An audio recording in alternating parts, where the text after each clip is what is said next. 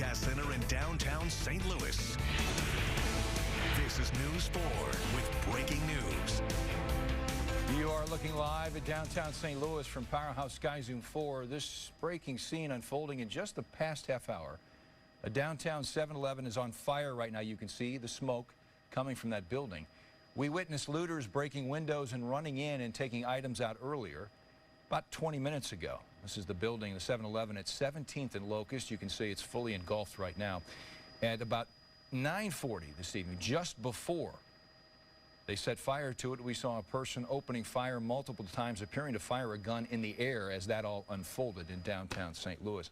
Thank you for joining us. I'm Steve Savard. News 4 has been tracking the protests since they began without incident, notably this afternoon. But here is footage from Sky Zoom 4 as things started to make a turn, a familiar pattern. We see this with mostly incident-free protests by day and then devolving into destruction at night. We began seeing firework after firework launched at a police line right about 8 o'clock tonight. Police responding with tear gas back in the direction of protesters who were throwing the objects. The hostilities escalated right outside St. Louis Police Headquarters on Olive. Right now, News 4 has team coverage in downtown St. Louis. We have multiple crews on the streets. We begin with Lauren Traeger. She has the latest on the looting at that 7-Eleven in downtown. That's right, guys. We are right here at the corner of 17th and Olive. I'm going to step out of the way so you can kind of get a look at the scene here. So the 7-Eleven is just behind us here. You can see a fairly large crowd, maybe 200 people or so have still gathered out in this particular area. But the 7-Eleven is the building, of course, that is sustaining some pretty heavy smoke damage. As I mentioned, there are a number of people out here who are spectating this situation, but certainly it has been very touch and go for now going on a couple of hours. This all started at the police department, which is just down Olive a couple of blocks, where there were some crowds assembling there, and then the police did deploy gas, tear gas a number of times to get the crowds to disperse. And now we are seeing that there is a group that is gathered here. Guys, you are on the news right at this moment. We are talking about the 7-Eleven fire, so we're going to step away for just a second. If you don't mind, we're talking about that fire. If you guys want to take this, another shot of the chopper over there. So go ahead, answer the right question. Sure, we're not on anymore. Thank you. You feel me? You ain't got to do us like that. We going to tell you the truth. The police started like... All right, Lauren Traeger, we want to make sure Lauren is okay, and we do have security details with our reporters tonight. We want to continue our team coverage, and we'll make sure that Lauren is okay as we continue this newscast. We want to continue our team coverage right now. Also downtown is Ashley Lincoln. And Ashley, you've been with protesters most of the day. You followed them, were with them for 2 or 3 hours this afternoon and this evening. Things really changed tonight in downtown St. Louis at about 8 o'clock. That's right, Steve, and I want to make it very clear to our viewers that what you're seeing right now is being done by a different group than what was out here earlier today. What we saw is when that peaceful protest started to wrap up, another group of individuals started to come to the area around 7, 8 o'clock at night. These individuals are now taking part in all this looting that you have going on. What's happening behind me, that's the 7-Eleven behind me that Lauren mentioned, but I want our viewers to see just how close that is to the police department. Over here to the right, you can see those flashing lights down there. That is where the police department is, and it looks like there's a line of SWAT officers in protective gear making their way up towards us. Here's some video we shot earlier when all of this first started in front of the police department. They were throwing fireworks towards the officers. We're getting on the other side of the streets to get out of the officers' way right now, guys. So we're actually surrounded by officers. We're moving out of the way. They have us moving.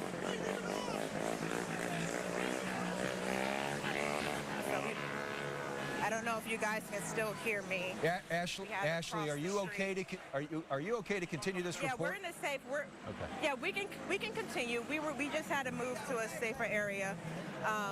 We had to move to a safer area. Someone started doing donuts in the parking lot, and so that's what you're seeing right now. That's what you're seeing right now on the screen. And so this this individual started doing donuts and kind of got the crowd energized. So some of the SWAT officers that are out here holding guns that have rubber bullets in them, they started forming a formation to make sure that this area is safe. So that's what's going on right now. We just had to move to get to a safer location. No one's throwing anything at officers right now since we've been out here. It's just this guy that's been on this bicycle doing donuts right in front of the 7-Eleven where everything happened.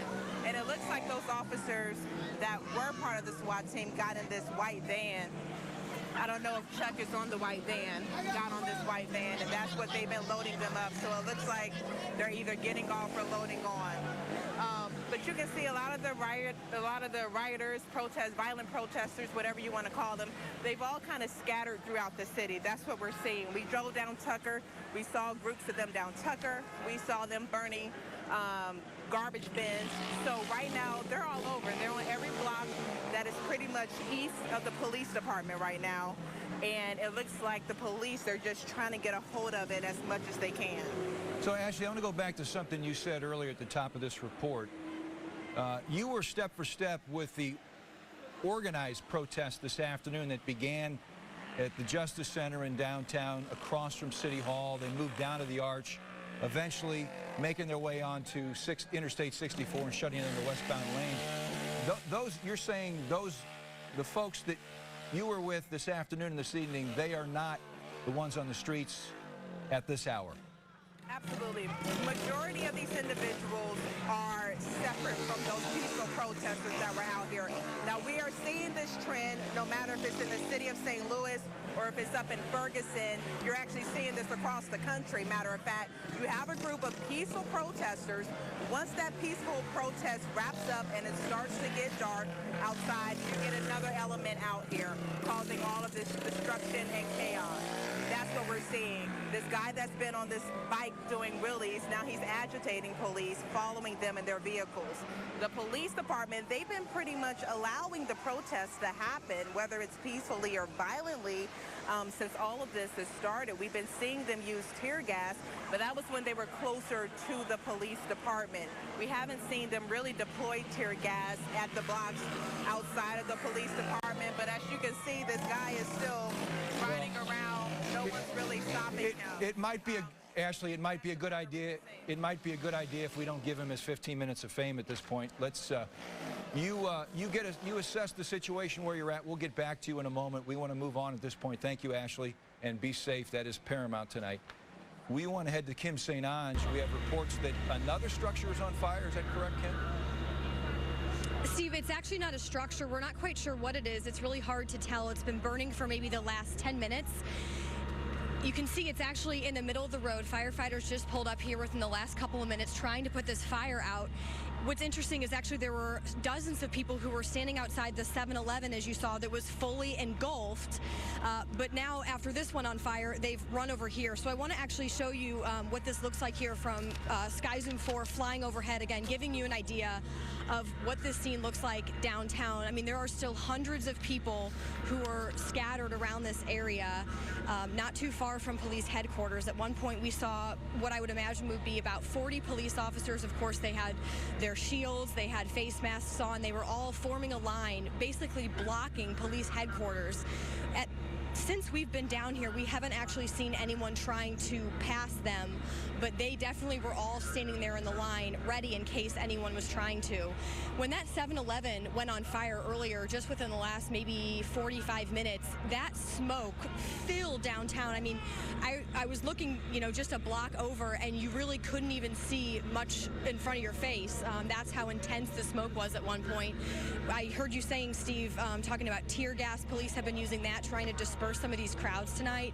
We actually felt that. You can smell it, you can feel it. It makes your eyes burn, it makes your nose burn, and we were at least a few blocks away from it, but that's how intense it is. So we've heard a lot of gunshots, we've seen fireworks popping off.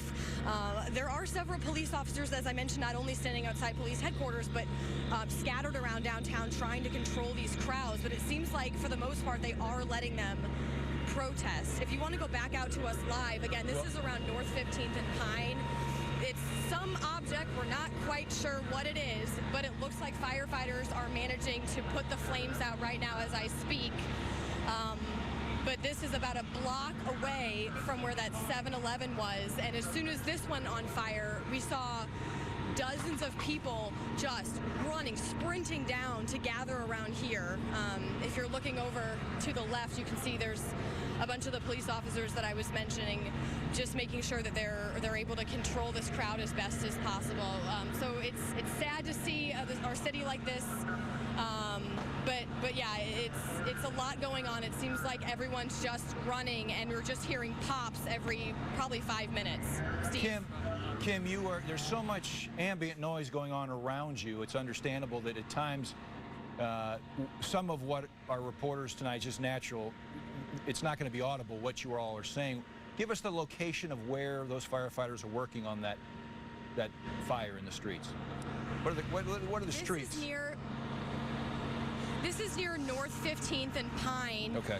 And this is about a block away from 17th and Olive. It's a couple blocks away from 17th and Olive where that 7-Eleven was on fire.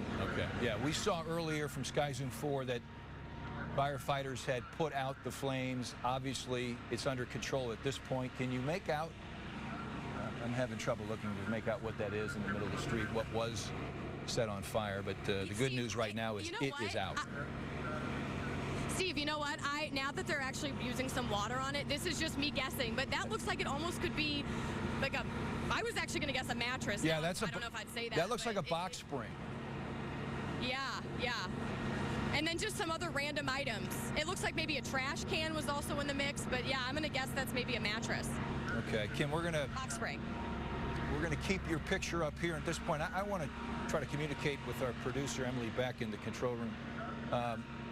You know, some of our viewers might be a little bit concerned and spooked by the scene at the top. Is Lauren Traeger okay? Okay. Lauren is okay. She's okay. So anybody at home worried about Lauren's safety after seeing her opening live shot, she has moved to a different location and is safe. And again, we have security detail with our crews out tonight as we have. So another night where it's a familiar pattern. Mostly incident-free protests by day. Wasn't even at sundown tonight. About in the 8 o'clock hour, we started to see outside the police headquarters on Olive a standoff between protesters and police that had formed a line, and then things escalated, and they escalated in a major way about 20 minutes before this newscast started when the 7-Eleven was set on fire. We want to check in now with our Lauren Traeger. Lauren, where are you now? On Market Street over by the municipal courts building. We did get back in the car and move from that area. As you saw from our live shot a little bit earlier, things were starting to get volatile. And just to kind of explain to people how the situation kind of goes, things will seem like they're calming down a little bit. When we had gotten closer to that fire near the 7-Eleven, there was a pretty good police presence. In fact, they had just deployed some tear gas in order to disperse some of the crowds, and the firefighters had moved in. So obviously we bear that in mind when we consider our own safety, and we moved a little bit closer to bring you some of that video, let people know what's been going on at that 7-Eleven. But really, even within 5 or 10 minutes, the crowd started to gather again. And certainly this is a volatile situation. We really want to distinguish this from the peaceful protest that happened earlier in the day. And while there may be some spectators out here, there are also pretty clearly some individuals who are here to cause some disturbances. We have seen a number of weapons, you could say, baseball bats, hammer-type weapons. We have also seen some people firing weapons into the air. We were a couple blocks away from that, but we did see it looked like one long gun had been fired into the air. So I know you guys are taking a look at some video right now of the 7-Eleven on fire. That situation evolved very, very quickly as well. A lot of the people had been at the police station and then came down just a few blocks to that 7-Eleven. And you can see in some of that video that there was people who were actually looting from there. We had driven by shortly before that happened and saw some people taking out some bottles of alcohol, but it wasn't immediately apparent at that time if they were looting. But from Sky Zoom 4, you can see that people then were going into the building, taking things, and then certainly at one point the building was set on fire and then became fully engulfed in flames. It is clearly going to be a complete loss. They were able, as I mentioned, to bring some firefighters into that area in order to fight that fire to some extent, although it was also clear they were not going to put the firefighters in harm's way. And again, they are having to try to kind of move these crowds around a little bit. We have experienced some of the tear gas here ourselves as they have deployed some of that in terms of the tactics. I also want to address that fire that Kim was talking about, because we drove by that as well. As you can understand, this is a pretty small area of downtown, just a few block radius where this is happening. And so as we were trying to leave our scene earlier where that person was yelling at us, we did drive by that fire. It looked like there was actually maybe some electric scooters that had been thrown in there, just some debris that had been caught on fire, but certainly a chaotic scene. Another thing I want to describe for you guys is as we were walking around, we have seen the fireworks. This is something we have seen over the past couple nights, and there was an individual who threw a firework somewhat in our direction. It wasn't necessarily directed at us, but it was certainly directed into an area where we were, and it went off, and it can be very disconcerting. Obviously, it's very loud. A little bit makes it difficult to hear afterwards, a little bit disorienting, but there is certainly some volatility down here. I do want to say there are lots of other people who are clearly kind of walking around, spectating, concerned perhaps for their city. You know, some people were saying in terms of destroying the 7-Eleven, what does that accomplish? That 7-Eleven often serves people who live in this area. There are some apartment buildings. In fact, if Noah can kind of take a look through this area here, we have moved pretty far away from the scene, obviously, at this point, but you can see a fire truck there. That's kind of near where Kim was describing that fire. But some of the buildings in this area are residential buildings, and people, of course, do live downtown. And so this could be kind of concerning for some people to see this. Again, quite a few people still downtown on this Monday night here, so a lot of people that are still out to kind of see what they can see or to do what they would like to do, and certainly we'll continue to follow this here. So I'm going to send it back to you guys for now in the studio. Lauren, thank you very much. Lauren Traeger reporting downtown, one of many crews we have out tonight. We want to bring in the mayor of the city of St. Louis by phone this evening. Mayor Lyda Krewson joins me. Mayor, this is Steve Savard in the Kmov studios. Good evening. Thank you for joining us. Good evening, Steve. Your thoughts as you're watching the destruction in downtown St. Louis at this hour? It's horrible. I mean, this is, of course, what all of the protesters who were there peacefully protesting this afternoon want to avoid. It's what all of us want to avoid. We spoke with many of the organizers over the weekend and today, and but as you know, when it gets dark and it gets later, there are other folks that are in the crowd that you know, we certainly will work to identify those individuals and try to make arrests in those cases, because you know, we don't need those folks on our streets for sure. There was an organized protest this afternoon, and I say organized, it appeared to be that the police knew exactly what the protesters were going to do almost by the hour, because they accompanied them after they had organized outside the Justice Center and then made their way down to the Arch, where they put Post-it notes on the leg of the Arch, and then made their way onto westbound 64, shutting down that interstate for about a half an hour or so. But the police were with them. It appeared to be in lockstep, so it appeared to be a very organized protest. I think you made an appearance there at some point. How would you describe what went on this afternoon? Well, this afternoon was a very organized protest, and it was folks that are hurting and grieving because of the George Floyd killing and other incidents across many decades. And they were quite peaceful. They were quite nonviolent, would be a better way. But here we are at 10 o'clock at night, and you know, the folks who probably have infiltrated that group have burned down the 7-Eleven. And very frustrating. Mayor Lyda Krewson joining us here live on News 4 at 10. Listen, I know you're in contact with police on a daily basis, and you will be again tomorrow. You mentioned going to work to try to find out and single out the people who are responsible for the destruction at night here tonight versus the people who protest nonviolently earlier in the day. How do you go about doing that? And that seems like an awfully difficult task for police, who have their hands full also trying to keep peace in the city. Of course, it is a difficult task, but you have to make every attempt just through good police work to identify those folks. There's a lot of video in the area. There are other methods, other folks who know what's going on, and of course you need to make some arrests if you possibly can to prevent this, either again in St. Louis, or some of those protesters may be moving on to other cities. What's your message tonight to the people who really are interested in fermenting change and seeing change, not only in St. Louis but across America, and not seeing the scenes that played out at that intersection in Minneapolis a week ago?